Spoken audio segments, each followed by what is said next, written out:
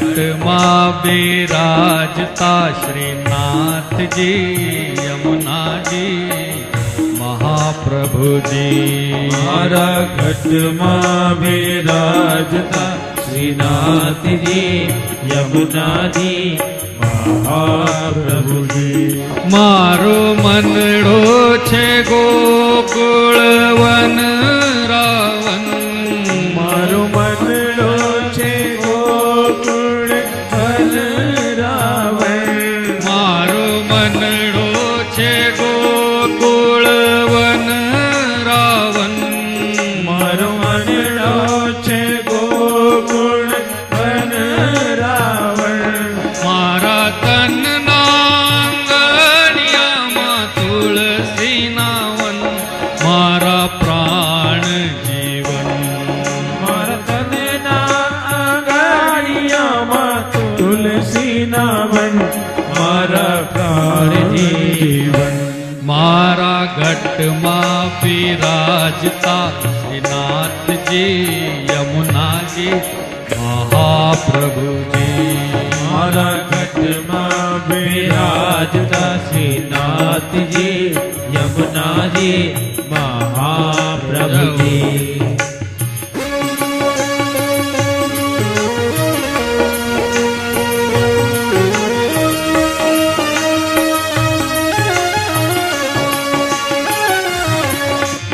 मारा आत्मना आंगणे श्री महाकृष्ण जी।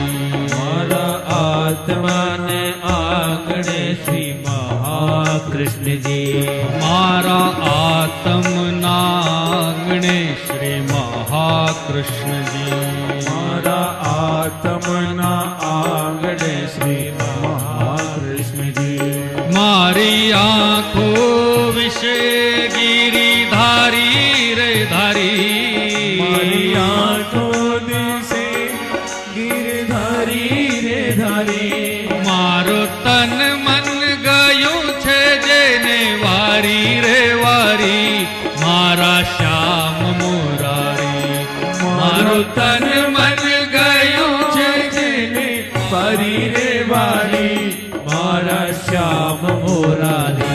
ओ मारा घट मां विराजता श्रीनाथ जी यमुना जी महाप्रभु जी। मारा घट मां विराजता श्रीनाथ जी यमुना जी महाप्रभु जी। मारा घट मां विराजता श्रीनाथ जी यमुना जी महाप्रभु जी। मारा घट मां विराजता श्रीनाथ जी यमुना जी महाप्रभु जी।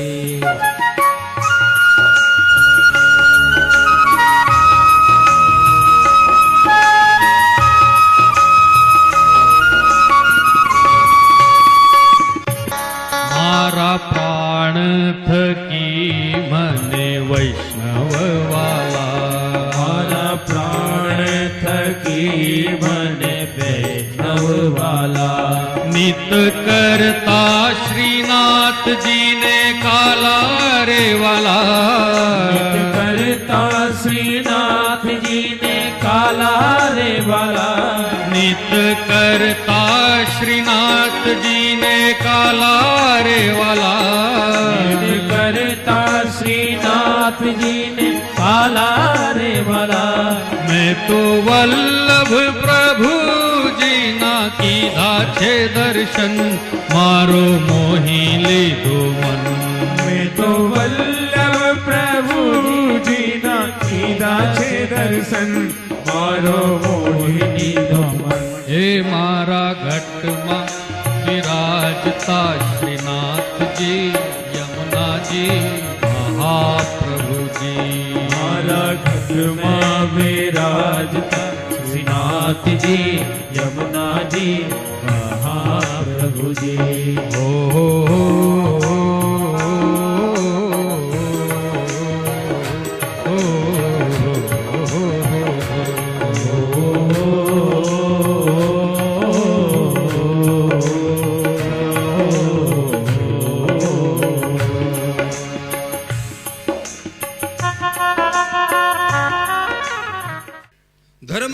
सूक्ष्म गति है जानता है। मुझे भूख लगी है, यहाँ पेड़ है, पेड़ के ऊपर फल भी दिखते हैं, मैं खाना भी चाहता हूं, लेकिन धर्मशास्त्र की आज्ञा इस प्रकार की है, इस पेड़ के ऊपर, इस फल के ऊपर जिसका नैतिक अधिकार है, जब तक वह आदमी मुझे फल स्वीकार करने के लिए अनुमति प्रदान नहीं करता, तब तक मैं पेड़ को स्पर्श भी नहीं कर सकता। और बिना अनुमति यदि मैंने फल खाने का प्रयास किया तो धर्मशास्त्र के अनुसार वो पाप कर्म होगा, वो चोरी कहलाएगी। धर्म पालो नरपति, कैसा राजा होगा। मैं आजकल की बात नहीं करता, मैं उस समय की बात करता हूं। सम्राट है, त्रिलोकी का सम्राट है, एक आश्रम में गया है, सामान्य आश्रम है, सामान्य महात्मा बैठे हुए हैं, पेड़ के ऊपर फल लगे हुए हैं, भूख लगी हुई है, खाने की इच्छा है, तो भी फल को स्पर्श नहीं करता। धर्म पालो नरपति। प्यास लगी है, सामने जल है, जलाशय है, किंतु इस जलाशय के ऊपर मेरा नैतिक अधिकार नहीं, बिना पूछे इस जल का स्वीकार करना धर्मशास्त्र के अनुसार वो चोरी कहलाएगी। राजा कुछ भी न खाते हुए आश्रम के बाहर आते हैं, राजा जल प्राशन न करते हुए आश्रम के बाहर आते हैं। बाहर आते ही एक मरा हुआ सर्प पड़ा हुआ था।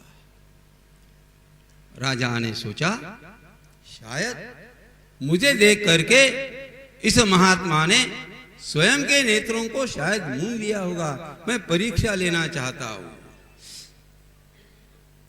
अपने धनुष से मरा हुआ सर्प राजा ने उठाया, आश्रम के अंदर आते हैं और शमीक जी महाराज के गले में मरा हुआ सर्प रख करके, परीक्षा लेने का भाव था, मरा हुआ सर्प रख करके चले जाते हैं। उसी समय राजा परीक्षित का वहां से चले जाने के पश्चात शमीक जी महाराज का पुत्र श्रृंगी का एक मित्र आश्रम में आया और उसने देखा कि श्रृंगी के पिता के गले में मरा हुआ सर्प है। यह लड़का दौड़ते दौड़ते श्रृंगी के पास में जाता। श्रृंगी कौशिकी नाम की जो नदी थी, उस नदी में सभी मित्र आपस में स्नान कर रहे थे। श्रृंगी को जैसे ही पता चला कोई जीवात्मा मेरे पिता की परीक्षा लेने के लिए आया है, मेरे पिता के गले में मरा हुआ सर्प रख करके वह चला गया। श्रृंगी ने उसी समय कौशिकी नदी का जल हाथ में लेकर के संकल्प किया, जो जीवात्मा, जिस जीवात्मा ने समाधि अवस्था में बैठे हुए मेरे पिता की परीक्षा लेने का प्रयास किया, मैं उस जीवात्मा को शाप देना चाहता हूं। आज से सप्तम दिन में तक्षक नाम का सर्प उसे दंश करेगा और उसका जीवन समाप्त होने वाला है।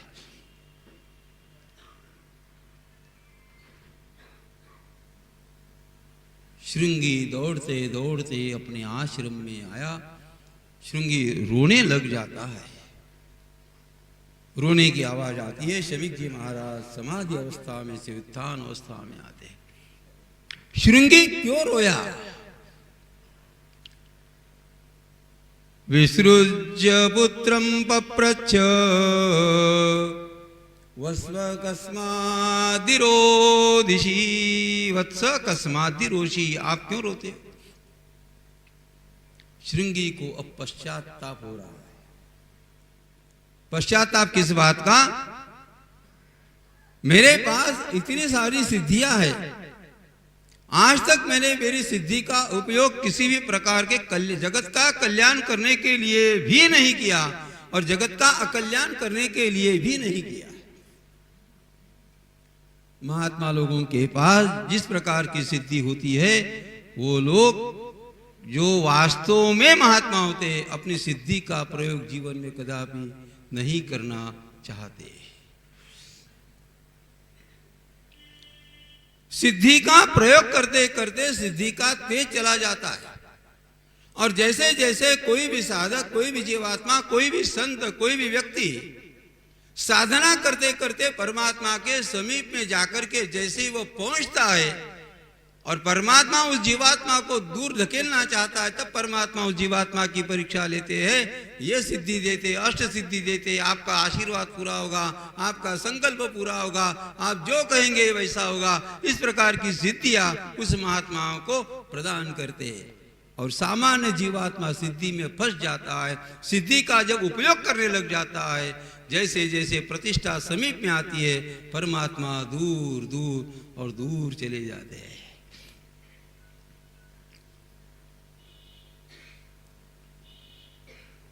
सिद्धियों की प्राप्ति होना एक तुच्छ बात है, सिद्धियों की प्राप्ति होना एक साधारण सी बात है, भगवान का दर्शन होना अतीव दुर्लभ बात है।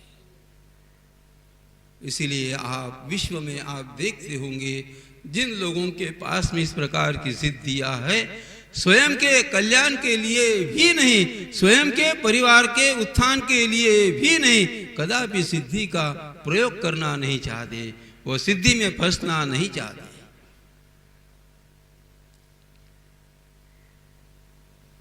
शृंगी जब रोने लग जाता है, शमीक जी महाराज उत्थान अवस्था में आते हैं, मरे हुए सर्प को नीचे रखते हैं और शृंगी को कहते हैं, शृंगी आपने जो शाप दिया, उस शाप के अनुसार उस जीवात्मा को आज से सप्तम दिन में तक्षक नाम का सर्प 100% दंश करेगा।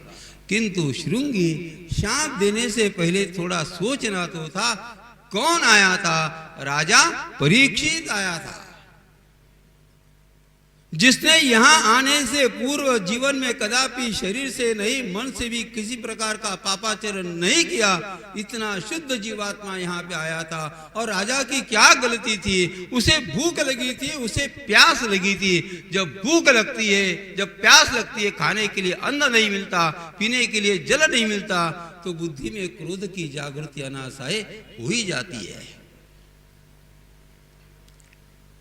शृंगी आप एक काम करें, आप राजा के समीप में जाना, राजा को कह देना कि आज से सप्तम दिन के पश्चात आपकी मृत्यु होने वाली है।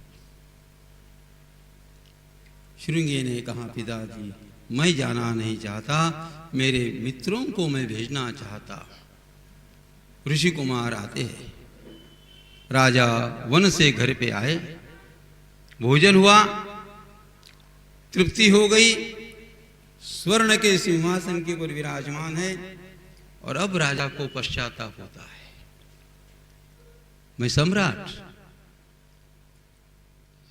समाधि अवस्था में बैठने वाले ऋषि मुनि की परीक्षा लेने का पाप कर्म मैंने किया, इसका प्रायश्चित मुझे मिलना ही चाहिए। अहो मयानीच मनार्यवत कृतम निरागसी ब्रह्म निगूढ़ तेजसी। पाप का प्रायश्चित मिलना चाहिए, पाप का प्रायश्चित मिलना चाहिए। अच्छा, एक प्रश्न यहां पर उपस्थित होता है। इतना अच्छा धार्मिक पारमार्थिक राजा परीक्षित, यह पाप की बुद्धि राजा के बुद्धि में निर्माण क्यों हुई? What is the reason? शास्त्रकार इस प्रश्न का उत्तर देते हैं, राजा रोज रोज आखेट के लिए, शिकार के लिए वन में जाया करता था। प्रतिदिन आज यह मुकुट अच्छा रहेगा, आज यह मुकुट पहन के जाते हैं, आज वह मुकुट पहन के जाते हैं। जैसी माता रिसेप्शन के लिए, आज यह हार अच्छा दिखेगा, वह हार अच्छा दिखेगा, वो हार अच्छा दिखेगा। जैसा बड़े घर पे रिसेप्शन है तो बड़ा हार, छोटे घर पे रिसेप्शन है तो छोटा हार।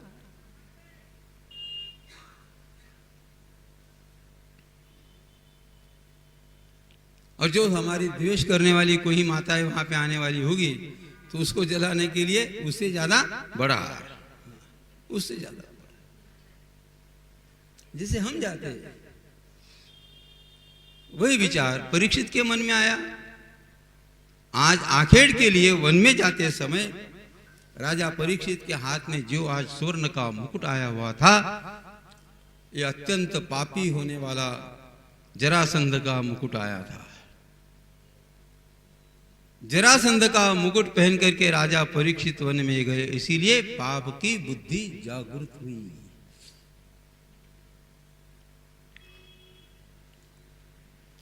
There is law of association. इसलिए एक बात ध्यान में रखें, हम किसकी चीज का उपयोग हमारे शरीर के लिए हम करते हैं, इसके ऊपर पूरा का पूरा ध्यान दें। कोई पापी, कोई दुराचारी, कोई खूनी, कोई बदमाश यदि आपको सोने का हार भी यदि देता है, सोना देता है, बंगला देता है, मुफ्त में गाड़ी देता है, तो आप कृपा करके ऐसी पापी लोगों की चीज को अपने परिवार में प्रवेश कृपा करके न दे।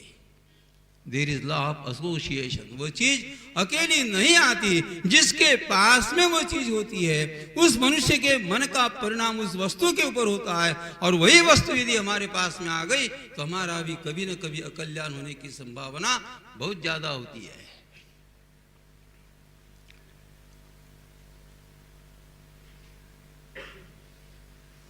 जो जरासंध का मुकुट पहन करके राजा गया था, इसीलिए आज इस प्रकार का दुर्भाग्यपूर्ण विचार राजा के मन में आया है। जैसे ऋषि कुमारों का स्वागत किया, ऋषि कुमारों ने कहा कि आप आए थे, श्रृंगी ने आपको शाप दिया, आज से सप्तम दिन में तक्षक नाम का सर्प आपको दंश करने वाला है। उसी समय में राजा परीक्षित ने अपने परिवार का त्याग करने का प्रयास करते हैं, हाथ में दर्भासन लेकर के गंगा जी के तट के ऊपर जाने के लिए स्वयं राजा परीक्षित निकलते हैं। इरावती ने कहा कि महाराज आप कहाँ जा रहे हो? अपने अत्यंत प्रिय रहने वाली पत्नी का हाथ हाथ में पकड़ते हुए राजा परीक्षित ने कहा कि देखो प्रिय, जहाँ जाने के पश्चात यह जीवात्मा पुनश्च लौट करके नहीं आता है, वहां जाने के लिए आज आपका पति निकला है। ऋषि मुनि इस बात को जान जाते हैं। राजा परीक्षित के पहले सभी ऋषि मुनि गंगा जी के तट के ऊपर आकर के विराजमान हो जाते हैं। अत्रिर्वशिष्ठश्च वनश्चरद्वदा नरिष्ठ नेमि भृगुरंगिराश्च। सभी ऋषि मुनि आते हैं, परीक्षित का कल्याण करने के लिए आते हैं। तत्रोपजगमुर्भुवनं पुनाना महानुभावा मुनयस्य शिष्या प्रायेण तीर्थाभिगमापदेशैः स्वयं हि तीर्थानि पुनन्ति सन्तः। राजा परीक्षित ने सभी ऋषि मुनियों का स्वागत किया। नभ्यर्च राजा शिरसा ववंदे, साष्टांग दंड प्रणाम करते हैं और प्रार्थना करते हुए एक प्रश्न पूछते हैं कि महाराज, मेरे जीवन में केवल अब 7 दिन बचे हुए हैं, इस 7 दिन में उद्धार के लिए मैंने क्या करना चाहिए, आप बताइए। अलग अलग ऋषि मुनि ने अलग अलग रास्ता बताया। किसी ने कहा गीता जी का पाठ करे, किसी ने कहा वेदों का श्रवण करे, किसी ने कहा भगवान नाम संकीर्तन करे, लेकिन राजा परीक्षित ने कहा इतना सब अलग अलग नहीं, आप सभी मिलकर के please you take unanimous decision, आप सभी मिलकर के मुझे बताइए, भाई एक उपाय आप मुझे बताइए करने जैसा, मैं वह उपाय मैं करना चाहता हूँ। राजा परीक्षित ने ध्यान लगाया और ध्यान में भगवान श्री कृष्ण की शरणागति स्वीकार करते हैं, प्रार्थना करते हैं, प्रभु मैं जब गर्भ में था तो मेरी रक्षा करने के लिए मैंने आपकी गर्भ में, देखो आप राजा परीक्षित ने गर्भ में रहते हुए भगवान श्री कृष्ण की शरणागति स्वीकार नहीं की थी, बचाने के लिए प्रार्थना नहीं की थी। मेरी माता ने प्रार्थना करने के पश्चात भी आप मुझे बचाने के लिए आए। आज मैं स्वयं आपकी प्रार्थना करना चाहता हूँ, आप कृपा करके मुझे कोई रास्ता, कोई मार्ग आप मुझे बताइए। जैसे राजा परीक्षित ने भगवान परमात्मा भगवान श्री कृष्ण की शरणागति स्वीकार की, वैसे ही राजा परीक्षित ने अपने गुरुदेव की शरणागति स्वीकार की। प्रभु आप कृपा करके मुझे मार्ग बताइए। ओम गुरु ओम गुरु ओम गुरुदेव। ओम गुरु ओम गुरु ओम गुरुदेव। ओम गुरु ओम गुरु ओम गुरुदेव। ओम गुरुदेव। जय गुरु जय गुरु जय गुरुदेव। जय गुरु जय गुरु जय गुरुदेव। जय गुरु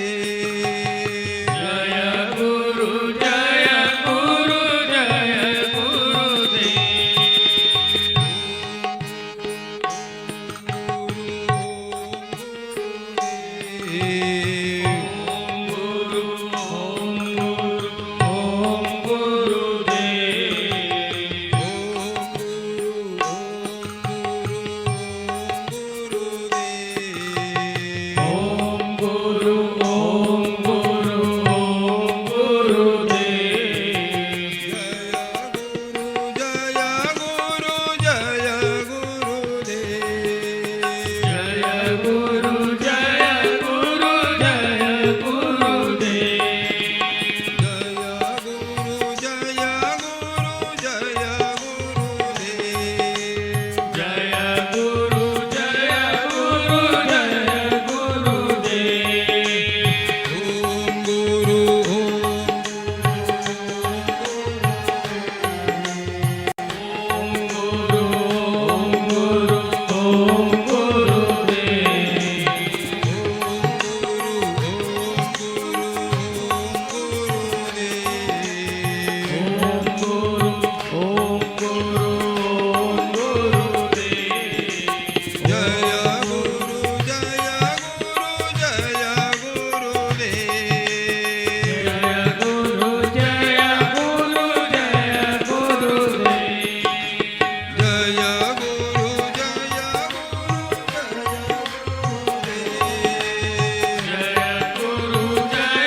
गुरु जय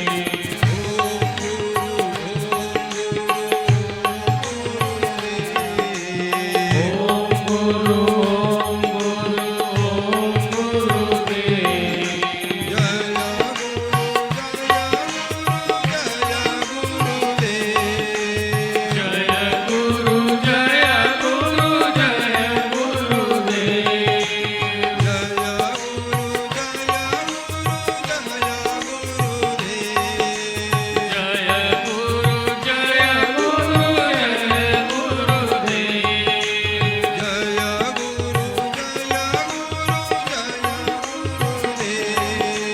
जय गुरु जय गुरु जय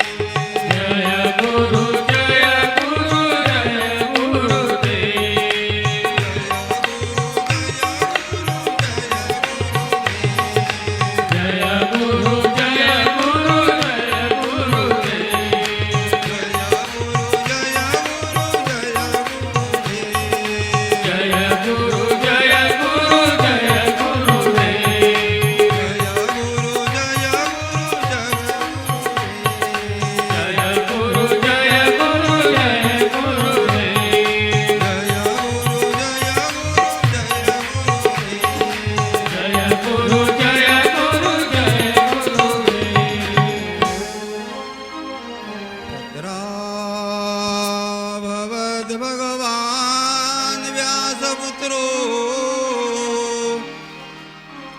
यदृच्छया गामटमानो नपेक्षा अलक्ष्यलिङ्गो निजलाभतुष्टो वृदश्च बालैरवधूतवेषः।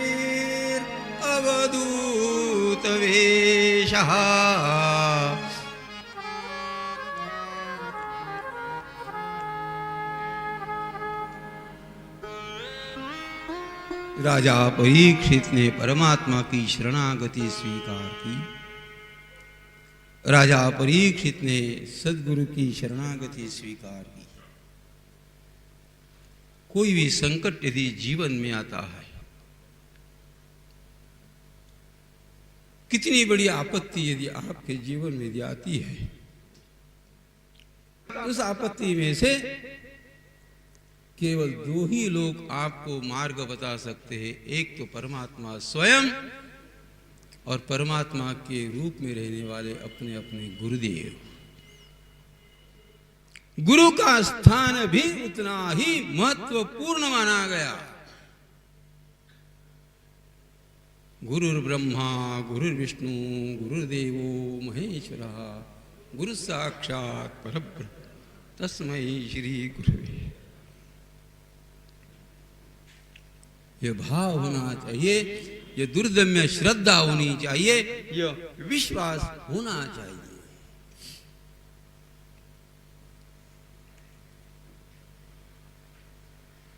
इस प्रार्थना का परिणाम यह हुआ, अवधूत वेश में, दिगंबर वेश में, दिगंबर अवस्था में भगवान सुखदेव जी महाराज गंगा जी के तट के ऊपर आते हैं। भगवान सुखदेव जी महाराज को देखने के पश्चात सभी ऋषि मुनियों ने जय जयकार किया। जय जयकार की ध्वनि जैसे ही बढ़ने लग जाती है, राजा परीक्षित ने अपने नेत्रों को खोला और सामने भगवान सुखदेव जी महाराज को देखने के पश्चात राजा ने साष्टांग दंडवत प्रणाम किया और भगवान श्री कृष्ण को धन्यवाद दिए।